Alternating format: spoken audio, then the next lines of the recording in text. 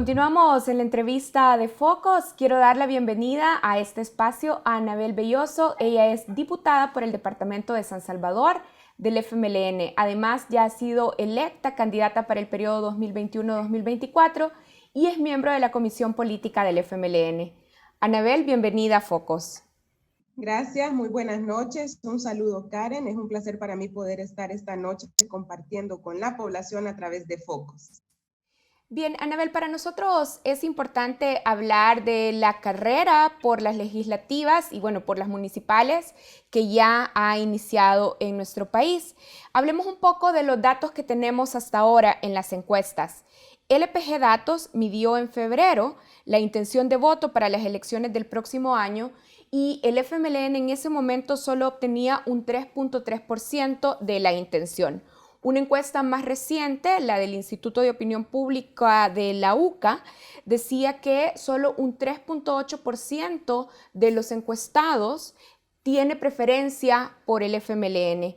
En este escenario, ¿el partido tiene una proyección de cuántos diputados podría perder en 2021? Bueno, yo quiero decir que nosotros justamente retomamos con mucha responsabilidad y seriedad los datos que van arrojando diferentes encuestas. Son herramientas para la toma de decisión, sobre todo cuando ya estamos pues en pleno proceso electoral, ya el calendario electoral y el plan general de elecciones se está desarrollando. Tuvimos nuestro proceso de elecciones internas la semana pasada, que también quiero destacar que fue un proceso bastante exitoso. Demostramos nuevamente la capacidad organizativa desde el territorio, de nuestras estructuras municipales que pudieron organizar, a pesar de todo el tema de la pandemia que vive el país y el mundo, unas elecciones muy ordenadas, siguiendo todos los protocolos de salud. En este sentido, el partido, obviamente, luego de los últimos procesos electorales, donde sí hemos pues recibido los resultados quizás no esperados, ¿verdad? En todo caso, hasta se puede decir o denominar reveses electorales. Sin embargo, reconocemos que así son los procesos, pero por ello hemos venido trabajando en la toma de decisiones que nos permitan obviamente ir al encuentro de la población, recuperar la credibilidad y confianza de la gente, que los salvadoreños y las salvadoreñas identifiquen en el FMLN ese sujeto político de transformación, que reconozcan pues que el FMLN sigue trabajando desde todos los espacios para poder traducir en realidad las aspiraciones legítimas de la población.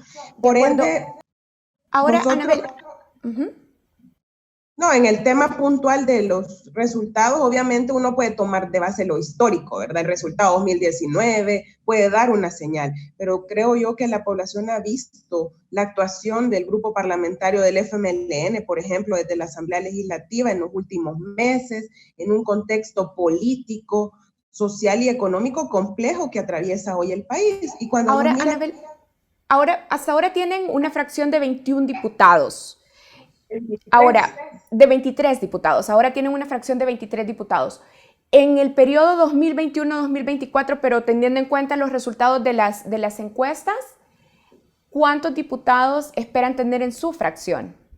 Bueno, yo esperaría mantener, ¿verdad? Lo que se tiene, si no es que más. Por eso yo decía, si uno mira los números fríos del 2019, por ejemplo, obviamente hay una disminución, si lo mira así, pero nosotros trabajamos día a día por que la población, como lo repito, identifique que estamos actuando de manera coherente con lo que definimos ser desde el partido, ¿verdad? Que lo que nos proponemos trabajar, ¿verdad? Lo que le ofrecimos a la población a través de las plataformas legislativas y municipales, y la población puede ir haciendo un balance. Y yo creo que poco a poco esa percepción que hubo en algún momento ha ido cambiando, ¿verdad? ¿Qué define ser el FMLN para que la gente observe ese comportamiento coherente?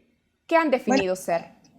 En primer lugar, pues nuestro partido obviamente se define sobre la base y nace a través pues, de las luchas del pueblo, de las luchas históricas de diferentes banderas de lucha que aún siguen siendo vigentes hasta esta fecha. Cometimos errores, hemos cometido errores, pero hemos venido rectificando el camino. Yo creo que en el camino, yo creo que la población también observa y valora esa capacidad de crítica, autocrítica, pero sobre todo de tomar acción para corregir ciertas Anabel, situaciones. ¿qué han corregido? Es decir, usted dice, cometimos errores y hemos rectificado. ¿En qué áreas específicas, por ejemplo? En lo interno, de manera partidaria, nosotros en el proceso electoral del 2019, después de la elección, hubo una decisión de la dirección anterior del partido que yo creo que fue muy madura políticamente, de decir, bueno, vamos a dar paso, ¿verdad? Después de lo que ha sucedido el 3 de febrero, que hayan nuevas elecciones, que se incorpore una nueva dirección del partido, y fue así como desarrollamos un proceso también de elección interna un año anticipado, más de un año anticipado porque correspondía hasta el 2020. Ya desde la nueva dirección, obviamente, se han tomado medidas a nivel partidario. En cuanto al tema de el actuar desde los espacios donde estamos incidiendo en la toma de decisiones, pues se mantiene la firmeza y la coherencia de actuar conforme a las necesidades que la población transmite, ¿verdad? Y no sustituir a la gente en sus luchas, pero sí acompañarle en la reivindicación de sus derechos, seguir fortaleciendo el lazo con el movimiento social, con la población organizada, que en algún momento también nos reclamó que había existido o que ha existido una desvinculación. Todo eso lo hemos venido tratando de fortalecer, de mejorar en estos últimos meses, y obviamente también desde la Asamblea Legislativa, pues acompañar esas demandas, como el caso del tema del agua, la no privatización, el tema de un nuevo sistema de pensiones, que es una necesidad urgente que diferentes sectores establecen, y así podríamos enlistar muchos temas. Pero obviamente mantenernos coherentes con los valores y principios y la naturaleza y el carácter del partido es fundamental. Y yo creo que ahí es donde la población pues nos ve actuando según lo que hablamos, según el discurso, ¿verdad? Nos ve coherentes. Y eso creo que poco a poco ha permitido que también la percepción y la valoración de la gente cambie. Yo no digo que ya es totalmente a favor nuestro, no, tampoco, no, digamos que vamos a engañarnos de esa forma. Somos muy conscientes, tenemos plena claridad, pero tener esa claridad del contexto que vive el país y del rol que debe jugar el FMLN de la Asamblea, por ejemplo, como un partido de oposición, denunciando aquellas cosas que están mal y que van en contra de la población, es fundamental, y la gente lo ha reconocido en diferentes momentos. Y hay ejemplos claros solamente, por ejemplo, durante la pandemia, ¿verdad? Que cuál partido actuó coherente cuando hubo violaciones de derechos humanos por parte del actual gobierno, abuso de poder, cuál fracción desde la Asamblea Legislativa fue firme en mantener la defensa, ¿verdad? A pesar de que sabemos que existe un ataque visceral, fuerte, basado muchas veces en las mentiras. Ahora, Anabel, la voy a interrumpir aquí. El FMLN ha perdido votantes desde las elecciones 2018 y los resultados de las presidenciales del año pasado indican que Nayib Bukele justamente ha logrado robarle votos al FMLN. ¿Cómo recuperan la confianza de esos votantes del FMLN desencantados del partido, que decidieron no volver a votar por ustedes?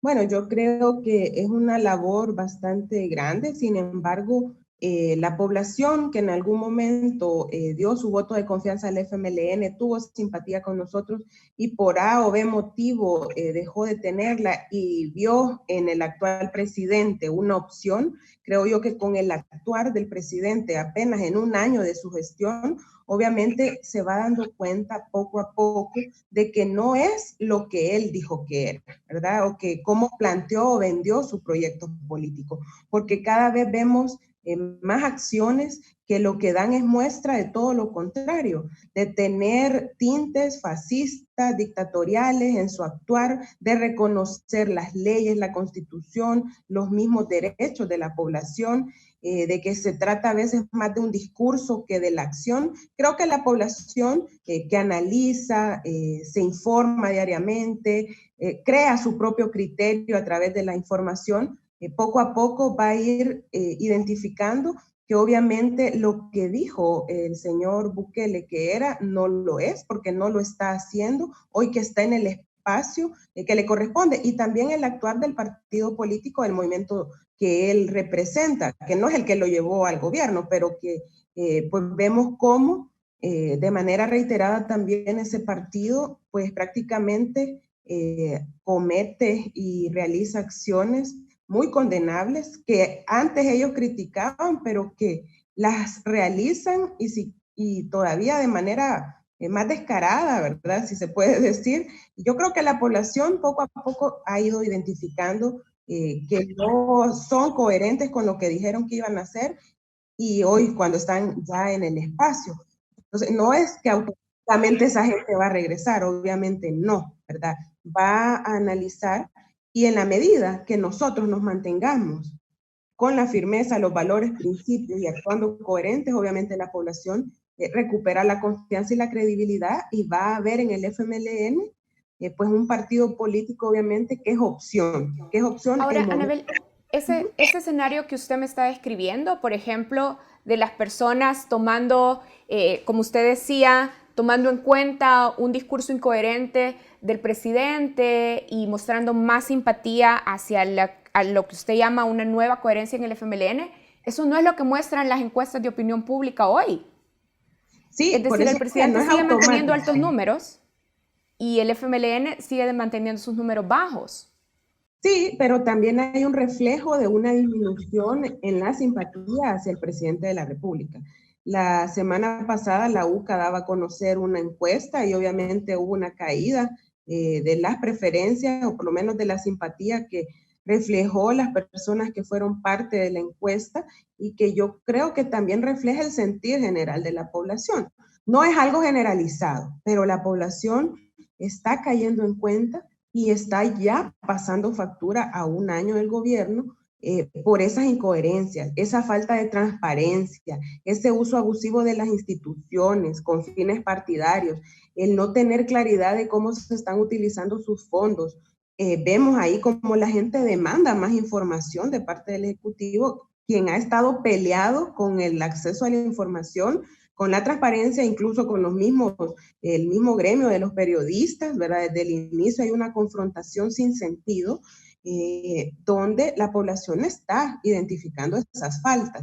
Yo digo, no es automático que la gente que deje de sentir simpatía por el presidente la va a sentir por nosotros, pero está en nuestras manos poder demostrarle a esta población que somos opción y eso es el rol que jugamos desde la Asamblea Legislativa. Es complejo porque hay un ataque también sistemático y ya en plena campaña electoral para el 2021 de parte del presidente de la República y su partido de un desgaste permanente sin fundamentos, sin argumentos hacia la Asamblea, ¿verdad? Pensando en el 2021, Anabel, ¿a qué votantes le habla el FMLN?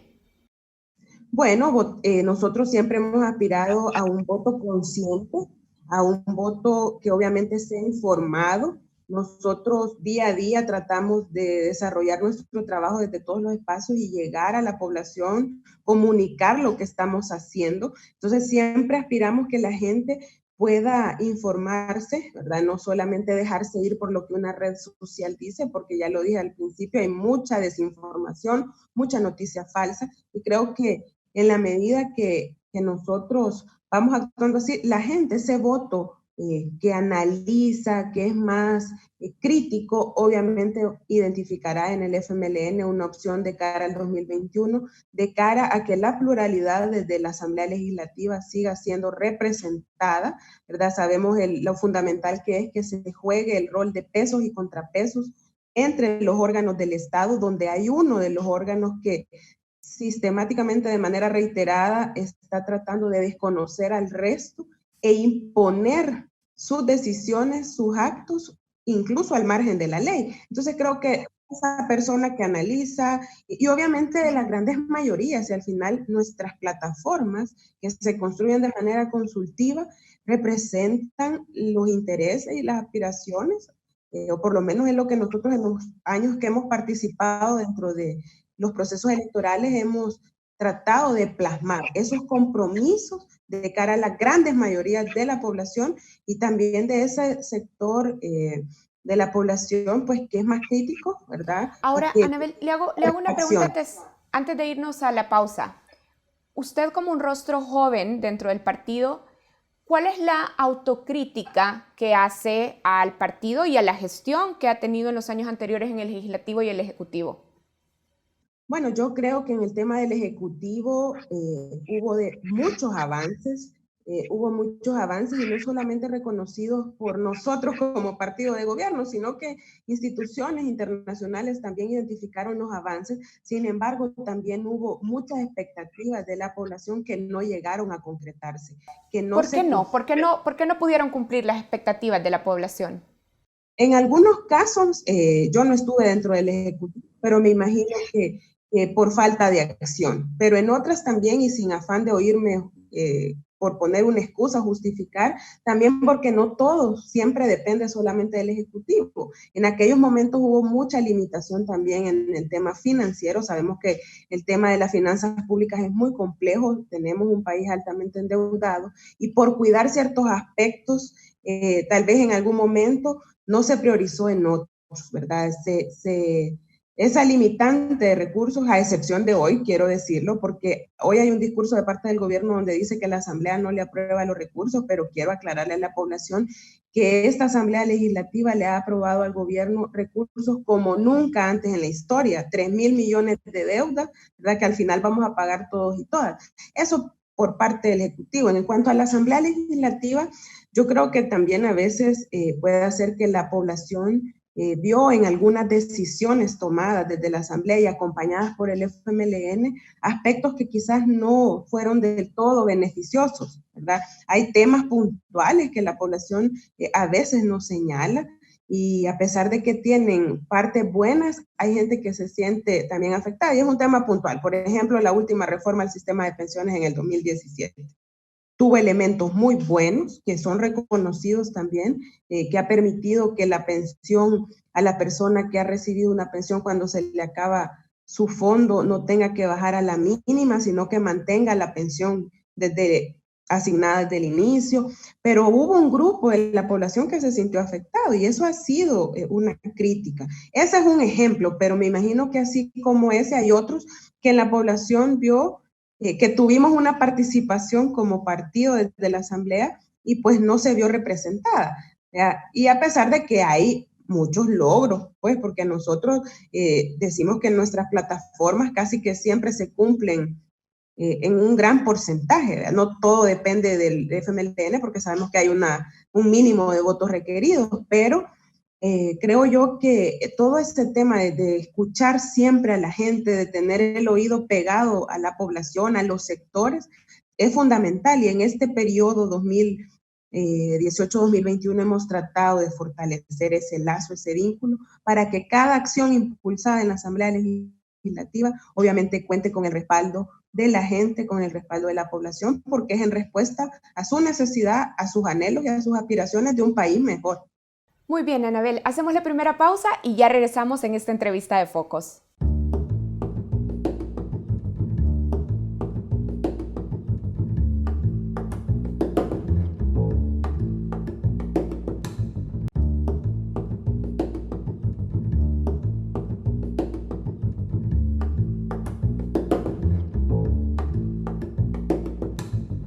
Estamos de regreso en Focos. Este día estoy conversando con Anabel Belloso, diputada del FMLN por el departamento de San Salvador y además candidata para el periodo 2021-2024 también por el departamento de San Salvador. Anabel Belloso además es miembro de la comisión política del FMLN. Anabel, en el bloque anterior usted hablaba de cómo el ejecutivo del FMLN, los ejecutivos del FMLN, no pudieron cumplir con lo que proponían o con las expectativas de las personas, de los votantes, por un tema de disponibilidad de recursos. Me interesa volver a este tema. El FMLN descuidó la inversión social desde su perspectiva por priorizar cuidar el gasto. Mire, no tanto así, porque hemos sido los gobiernos que más inversión en materia social han tenido. Hubo presupuestos de la República, sobre todo en el último periodo, que prácticamente el 50% estaba asignado a asignaciones en los diferentes ramos para programas sociales, ¿verdad? Y Es yo que, creo que ¿sabe? la Le población... pregunto eso, quizás hago la pregunta más enfática. Le pregunto eso porque yo recuerdo que una de las promesas de campaña del presidente Salvador Sánchez Serén, por ejemplo, fue llevar el presupuesto en educación al 6% del PIB. Y esa es una de las promesas que no se lograron cumplir. Yo decía que el tema de las finanzas públicas sí fue bastante complejo, hubo momentos críticos, la población podrá recordar 2016-2017, además de bloqueos a financiamientos que desde la Asamblea Legislativa con muy buenas condiciones al final no lograron su aprobación para ejecutar diferentes programas. En el caso del presupuesto de educación, efectivamente no logró alcanzar el porcentaje que se había propuesto al inicio el gobierno del compañero Salvador Sánchez Serén. Sin embargo, es la cartera de Estado a la que siempre se le asignó el mayor presupuesto general, porcentaje del presupuesto general, llegando, digamos, casi que se duplicó desde cuando empezamos, se fue incrementando hasta alcanzar alrededor del 3%. Sí, no hemos llegado al 6%, obviamente era la aspiración, pero siempre el tema de la limitante de los recursos fue una, digamos, de los impedimentos, pero no hizo que en las asignaciones de año con año siempre se le fuera incrementando y fuera el rubro, el ramo, el ministerio que más asignación tuvo, ¿verdad? Las promesas eran muy altas. En 1.000 millones el año pasado. Hoy hubo un pequeño incremento nada más. ¿Perdón? Las promesas del FMLN entonces eran muy altas, eran inalcanzables. Tal vez no las promesas, ¿verdad? Yo creo que nosotros llegamos al gobierno en el 2009, donde la población obviamente tenía altas expectativas. Sin embargo, hay problemas de carácter estructural en nuestro país que para cambiarlos en su totalidad requiere tiempo, una sistematización de acciones y hubo cambios importantes, ¿verdad? Que también en su momento, por el tema de la austeridad, de no gastar en la comunicación o de dar a conocer los avances y logros, prácticamente pasaron por desapercibidos, a excepción del gobierno actual, donde vemos que hay una fuerte inversión en publicidad, que los grandes anuncios, que hasta de 3 minutos en la televisión, cuando sabemos que es una inversión bastante alta, nosotros durante nuestros gobiernos eso no lo hicimos. Pero yo tampoco quiero justificar y decirte que se solucionaron todos los problemas, no, pero tampoco sería, digamos, honesta si digo que no se hizo nada, porque al final hubo avances significativos en materia de salud, se impulsó la reforma, ¿verdad?, que permitió un mayor acceso a la salud, se duplicaron las unidades de salud, se construyeron hospitales, ¿verdad?, a diferencia de lo que se dice. Hay un nuevo hospital de la mujer, el nuevo hospital de la Unión, unidades médicas del Seguro Social en San Miguel, en Apopa, el Centro Nacional de Radiología, el Centro Oftalmológico en San Vicente, que por el actual gobierno han sido desaparecidos. Hay un manejo, digamos, ¿sí? Sí, Ana, la interrumpo porque quería también preguntarle un poco sobre las internas. Celebraron internas el fin de semana pasado. La Comisión Electoral dijo que había participado el 60% del padrón, pero justamente mi pregunta es, ¿cuántas personas tiene el padrón del FMLN? El último padrón quedó un poquito arriba del 39,000 compañeros y compañeras afiliados de todo el país y también residentes en el exterior. ¿Verdad? Hemos tenido una participación para mí bastante positiva porque sabíamos y había un poco de temor porque obviamente fue presencial la elección, de que por el tema de la pandemia hubiese temor de los compañeros y compañeras, que es totalmente válido, de salir y de exponerse. Sin embargo, hubo bastante certeza por la preparación y el cuidado que tuvo cada uno de los municipios en los centros de votación que se habilitaron de cuidar las medidas, ¿verdad? En mi caso particular me toca votar en Mexicanos y hubo, por ejemplo, distanciamiento, los compañeros marcaban los espacios, el alcohol gel, mascarillas a disposición por si alguien no llega, aunque todos, debo reconocer también la responsabilidad de nuestra militancia de asistir, cuidándose también, ¿verdad? Que yo creo que es una prioridad y haciendo uso de ese derecho como militantes, pero además como también cumpliendo con un deber que nos corresponde de poder elegir a quienes nos van a representar en las candidaturas de cara al 2021, así que ha sido un proceso exitoso. Anabel, las encuestas de las que hemos estado hablando indican que Nuevas Ideas, el partido del presidente, va a obtener una bancada muy grande en el próximo periodo. En este escenario, ¿qué entiende el FMLN por ser oposición? Bueno, nosotros nos hemos planteado y lo asumimos así en la Asamblea Legislativa el año pasado, incluso luego pues desde el mes de junio, donde empieza el nuevo gobierno, de ser una oposición firme, ¿verdad? Actuar con firmeza, con coherencia, con mucha responsabilidad. Obviamente también ser propositivos, porque no se trata de ser una oposición solo por oponerse, ¿verdad? Sin fundamentos, sin argumentos. Nosotros ya vivimos lo que es estar en el Ejecutivo y enfrentarse a oposiciones que no tienen argumentos. Y Entonces cuando nosotros dice nos firme, ¿firme con respecto a qué? ¿Una posición firme con respecto a qué? actuar con firmeza en el sentido de pues hacer cumplir lo que nosotros obviamente identificamos que es para el bien de toda la población, ¿verdad? Y pararnos firmes también cuando vemos que algo que el gobierno está haciendo o que está solicitando va a ir en contra de los derechos de la población en general, ¿verdad? Que va a ir en contra de los intereses de las mayorías, de los intereses del país. En eso es la firmeza, ¿verdad? De mantenernos firmes en nuestro actuar, coherentes, propositivos, ¿verdad? De siempre tener los argumentos necesarios cuando identificamos que algo no es correcto, que no es para beneficio de todos y todas, y creo yo que hemos dado muestras de ello. Ahora, el Luis, presidente Bukele, que tiene niveles todavía muy importantes de popularidad, utiliza el discurso de que la Asamblea, justamente en esa oposición firme que usted plantea, la Asamblea es la que no deja que el Ejecutivo trabaje. ¿Cómo sopesan entonces desde su fracción el costo político de ser oposición a un presidente tan popular?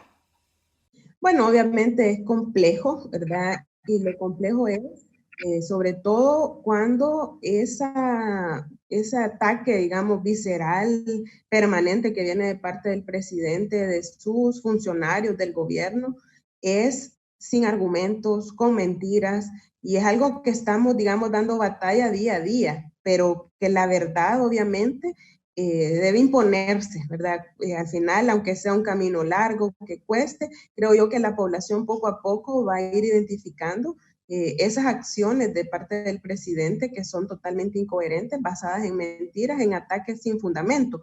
Es complejo, pero eso no ha sido limitante en los momentos que ha tocado tomar posturas, aunque parezcan antipopulares, en ese sentido, porque obviamente el presidente las usa en contra de las voces opositoras, si sabemos que es por el beneficio del país, de nuestro proceso democrático, de la vida de la población, de los derechos, lo vamos a seguir haciendo, ¿verdad? Yo creo que eso es parte de la coherencia y esa población que obviamente analiza, ve más allá, identifica, ¿verdad? Que uno actúa sobre la base de valores y principios y sobre todo en la defensa del proceso democrático de nuestro país. Ahora, Anabel, ideológicamente, hablando de valores y principios, ideológicamente, Arena siempre fue el contrario de su partido, del FMLN, pero ahora, frente al presidente Bukele, vemos a una fracción del FMLN mucho más dispuesta a hacer alianzas con Arena. ¿Cómo le explica a usted esas nuevas alianzas legislativas a los electores del FMLN? Bueno, yo quiero decirle a los votantes del FMLN y a la población en general que la realidad en la Asamblea Legislativa obviamente requiere para cada aprobación que existan consensos entre diferentes grupos parlamentarios. Así como a veces se vota o se tiene que votar con Arena, se ha votado con Gana, se ha votado con el PCN, o sea, con todos los partidos que están ahí representados, porque obviamente necesitamos para la mayoría de votaciones al menos 43 votos. ¿Qué sucede? Obviamente, en el marco ideológico y cómo nos definimos como partido, qué somos como partido, somos antagónicos, obviamente, con Arena. Sin embargo, en aspectos que se identifican, obviamente, que van en beneficio de la gente, a veces hay coincidencias. En la defensa del proceso democrático, hay coincidencias. Sabemos de dónde hemos venido, cuánto ha costado llegar hasta donde estamos. Tal vez nuestro ideal de democracia obviamente no es el mismo que Arena tiene, puede ser. Sin embargo, reconocemos y valoramos todos los avances que ha tenido nuestro proceso. Después del conflicto armado, de la firma de los acuerdos de paz, nosotros aspiramos a una democracia más participativa, donde la población tenga más participación en la toma de decisiones. Por ejemplo, ese lado siempre hemos visto a Arena en una postura más conservadora, pero cuando hay serias amenazas por parte del presidente actual, donde se militariza el 9 de febrero la Asamblea Legislativa, se escuchan discursos donde se dice prácticamente que solo él tiene la razón, ahí creo yo que todos aquellos que vemos y valoramos el proceso democrático, respetamos la diversidad de pensamiento, de posiciones, vamos a coincidir. Y no quiere decir que en eso vamos a coincidir siempre en otros temas, por ejemplo, en materia económica. O sea, siempre hay diferencias, pero hay puntos que desde la Asamblea obviamente obligan a tomar posiciones comunes. Y no es que sea Arena el FMLN, si allí también se suban otros partidos, ¿verdad?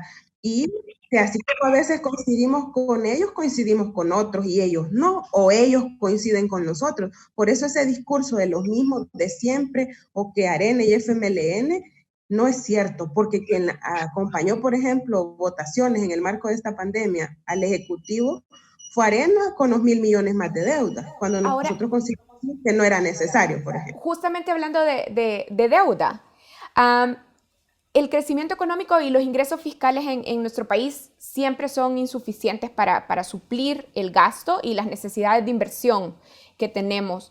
Nuestra dependencia del endeudamiento cada vez es mucho más preocupante. ¿Cuál es la propuesta del FMLN para hacer frente a esta delicada situación fiscal? Bueno, nosotros desde el mes de abril presentamos un plan en la Asamblea Legislativa con diferentes medidas justamente para poder apalancar un poco el impacto económico, el impacto que a raíz de la pandemia obviamente se agudiza, ¿verdad? Hemos visto cómo las proyecciones son bastante alarmantes, cómo el tema del decrecimiento económico en esta ocasión va a alcanzar los 8 puntos, ¿verdad? Diferencia abismal con lo que se vivió en la última crisis que tuvo lugar en el 2008-2009. Hemos venido proponiendo medidas puntuales de alivio, principalmente en un momento para la economía familiar, que sabemos que por cumplir muy bien las medidas, obviamente vio afectados sus ingresos, y las políticas públicas implementadas desde el Ejecutivo, lastimosamente, aunque tuvieron el voto de confianza desde la Asamblea, con la asignación de recursos no alcanzaron para todos y todas. Pero a Nosotros nivel acá, estructural, a nivel estructural fiscal. a eso iba, a nivel estructural, obviamente nosotros tenemos una posición también firme de no permitir que el ajuste fiscal que aparentemente vendrá en los próximos meses y del cual incluso hay acuerdos y entendimientos entre el gobierno y el Fondo Monetario, tenga la base, la implementación de medidas fiscales o impuestos regresivos, que sea la población, las grandes mayorías, las que tengan que pagar. Nosotros Hay no acuerdos vamos del a FML, acompañar, no hay vamos a acuerdos acompañar eso. ¿Hay acuerdos del FMI con el gobierno? ¿Ustedes conocen acuerdos ya del FMI con el gobierno orientados a impuestos regresivos? No exactamente, hay una carta de compromiso que se firmó en el marco de los 389 millones, ¿verdad? Y que ahí sí establece que habrá que hacer un ajuste fiscal. Nosotros esperaríamos que sea a través de la vía del gasto. Hemos reiteradamente señalado cómo todavía permanecen desde los presupuestos actuales gastos superfluos que no son necesarios y que perfectamente podrían, digamos, disminuirse y ser asignados a aquellas prioridades dentro del presupuesto.